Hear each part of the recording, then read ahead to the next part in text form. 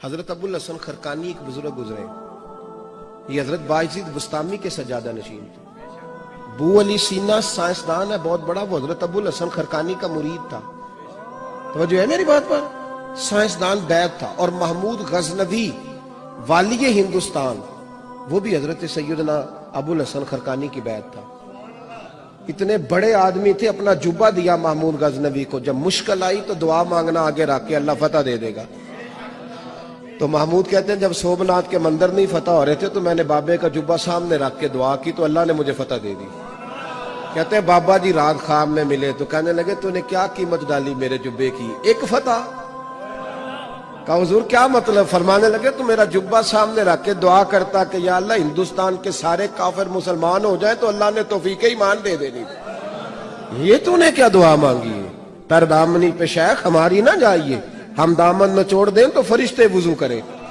یہ کیا بات کر دی؟ ایک فتح۔ بہرحال بہت بڑے بابا جی تھے، لیکن ان کی زوجہ بڑی سخت مزاج تھی، سخت ڈاڈی عورت۔ ایک بندہ نا 3 مہینے کا سفر کر کے ان سے ملنے آیا، دروازے پہ دستک دی، اماں جی اندر سے بولی کون ہے دروازے پہ؟ وہ پہلی جھڑکی پہ ڈر گیا، اتنی سخت بات، کون ہے؟ کہا جی میں حضرت کا عقیدت مند ہوں، دور سے ملنے آیا ہوں۔ تو اماں کہنے لگی تو بھی فارغ ہے جس طرح وہ ہر کام سے فارغ ہے، کوئی کام نہیں تجھے بھی؟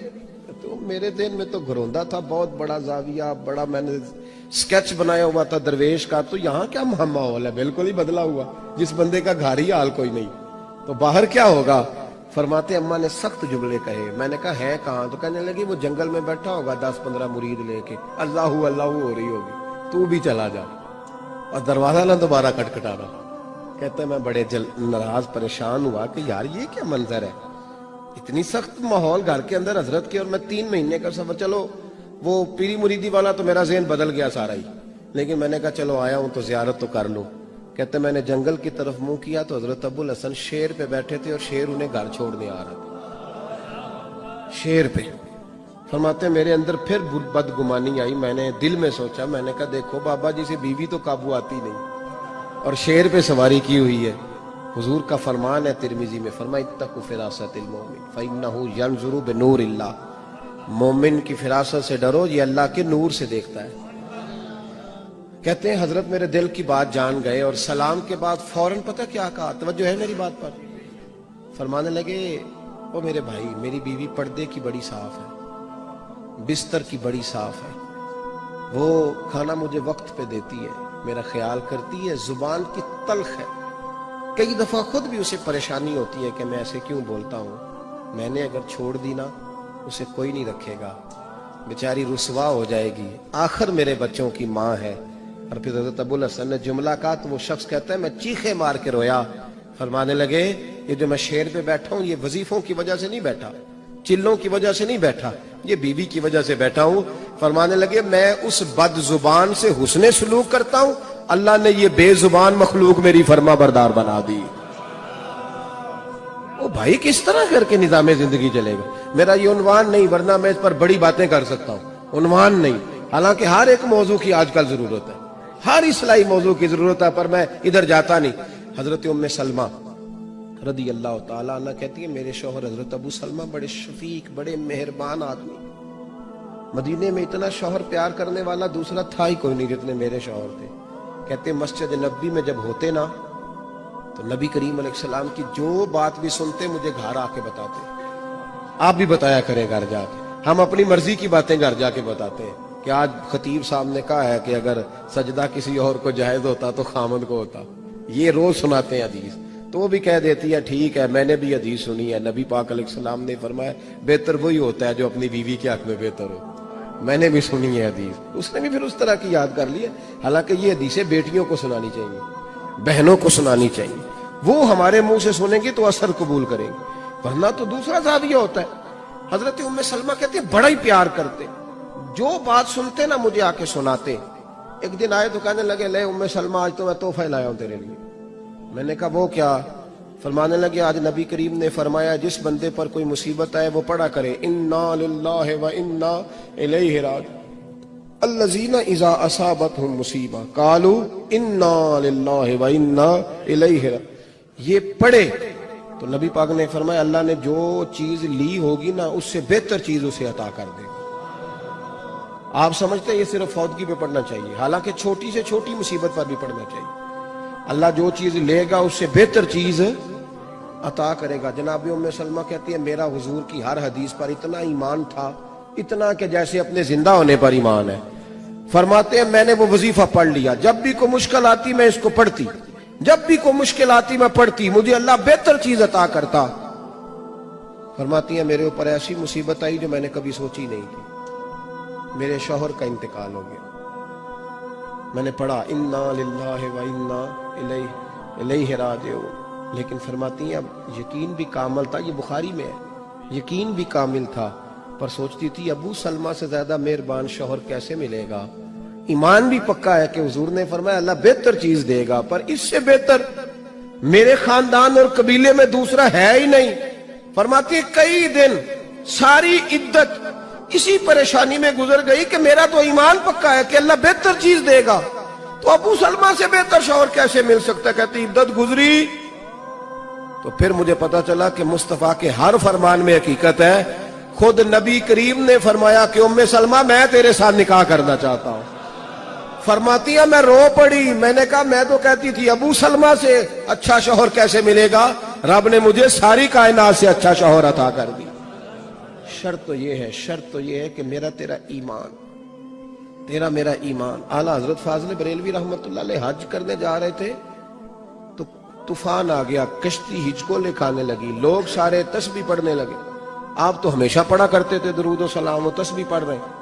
اعلیٰ حضرت سے کہنے لگے بابا جی دعا کرا دیں۔ آپ فرمانے لگے ذکر فکر کرو پر انشاءاللہ تعالیٰ یہ دریا یہ کشتی ڈوبے گی نہیں، یہ کنارے تک جائے گی۔ وہ کہنے لگے بابا میں آپ سے کہا دعا کرا دیں اجتماعی، تو آپ کرامت سنا رہے ہیں، دعا کر دیں۔ فرمایا کہہ دیا نا نہیں ڈوبے گی۔ اب لوگ تھوڑے سے ناراض ہوئے، تھوڑی دیر گزری تو طوفان واقعی تھم گیا۔ اب وہ لوگ آہستہ آہستہ پریشان ہونے لگے، اعلیٰ حضرت کے قریب جا کہنے لگے حضور بے ادبی ہو گئی، پر بتائیں آپ کو کیسے پتا تھا نہیں ڈوبے گی؟ فرمایا اپنی بات پہ نہیں، مصطفیٰ کی حدیث پر اعتبار ہے، حضور نے دعا بتائی ہے سواری پہ بیٹھو تو پڑھ لو، میں نے پڑھ لی تھی۔ کیسے ہو سکتا ہے کہ نبی پاک نے کہا ہے حادثہ نہیں ہوگا، تو پھر چاند تو ٹوٹ سکتا ہے، سورج تو گر سکتا ہے، پر مصطفیٰ کی بات غلط نہیں ہو سکتی۔ مسئلہ تو یہ ہے کہ یہاں ایمان کی وہ کمزوری ہم سوچ رہے ہیں، آپ ناراض نہ ہوئیے گا بالکل بھی۔ پتہ کیا ہوتا ہے 1,24,000 کم و بیش انبیاء دنیا میں آئے، سارے داڑھی والے تھے، صحابہ سارے داڑھی والے، اہل بیت نبوت سارے، اولیاء اللہ سارے۔ میں اپنا چہرہ جب آئینے میں دیکھتا ہوں تو میں کیسے اپنے آپ کو مطمئن کرتا ہوں بغیر داڑھی کے؟ اللہ نے عورت کو داڑھی دی نہیں، اس نے پسند کی، مرد کے چہرے پر کیسے مطمئن کرتا ہوں؟ یہ ایک بات ہے۔ اب اس کے لیے اس ملک میں دین نافذ ہوگا تو تب داڑھی رکھنی ہے، یہ تو کوئی مطلب نہیں نا، یہ تو ہمارا خود نافذ کرنے والا کام ہے نا۔ میں نے کہا تھا ناراض نہ ہوئیے گا، صرف بڑی معذرت سے سمجھانا پڑتا ہے نا، یہ ڈیوٹی ہے۔ لیکن آج تک ہم اس بات پر قائل نہیں ہو سکے۔ کہتے ہیں جی میں گناہگار ہوں، نیک ہو کے رکھنی ہے، تو میں نے کہا آپ روٹی اس وقت کھائیے گا نا جب نیک ہو جائیں گے، یہ والی قسم اٹھاؤ نا پتہ چلے۔ یا کہنا میں نے پیسے اس وقت جیب، میرے پاس ایک صاحب آئے کہنے لگے میرا نماز پڑھنے کو دل نہیں کرتا، کو دم کر دے۔ میں نے کہا سرکاری ملازم تھے وہ، میں نے کہا کہ کبھی نہیں آپ نے دم کرایا کہ میرا تنخواہ لینے جانے کو دل نہیں کر رہا؟ کرایا کبھی کسی نے؟ پیر صاحب نے کبھی دم کرایا ہو کہ نذرانہ پکڑنے کو دل نہیں کر رہا؟ کرایا کبھی کسی نے؟ کیا تماشا، یہ جھوٹ ہے، یہ جھوٹ ہے کہ میرا دل نہیں کر۔ اس لیے کہ جس چیز کی اہمیت دل میں بڑھ جاتی ہے اس کو دل کرنے لگ جاتا ہے۔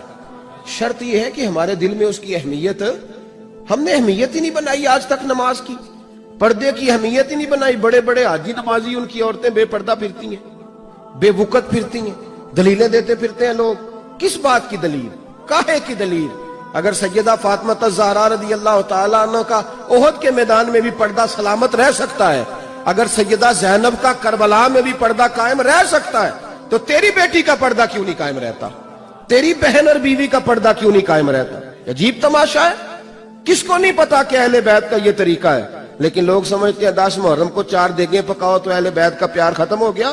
سیدہ فاطمہ الزہرا اس ماں سے پوچھیں گی جس کی بیٹیاں پردہ نہیں کرتی، مولا علی اس باپ سے پوچھیں گے جس کی بچیاں پردہ نہیں کرتی۔ نے سوال کا جواب دینا، نہ ادھر ادھر کی تو بات کر، یہ بتا کہ قافلہ کیوں لٹا۔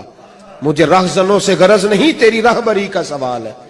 دین صرف ثواب کے لیے نہیں آیا کہ جناب ختم شریف دعا اصالے ثواب کرو، لنگر کھاؤ، موج کرو۔ دین عمل کے لیے آیا ہے، اس پر عمل کرنا ہے۔ دین دستور کا نام ہے، دین منشور کا نام ہے، دین ایک مکمل حیات زندگی کا نام ہے۔ ایک آدمی دکان شروع کر رہا ہے، مارکیٹ، تو کہتا ہے لاؤ بچے قاری صاحب قرآن پاک پڑھائیں۔ کس لیے؟ تاکہ گاہک زیادہ آئیں۔ تو قرآن اس لیے پڑھا کہ میں تجارت قرآن کی تعلیم کے مطابق کروں گا، اس لیے پڑھا کہ میں قرآن کے اصولوں کے مطابق دکان چلاؤں گا، صرف اس لیے۔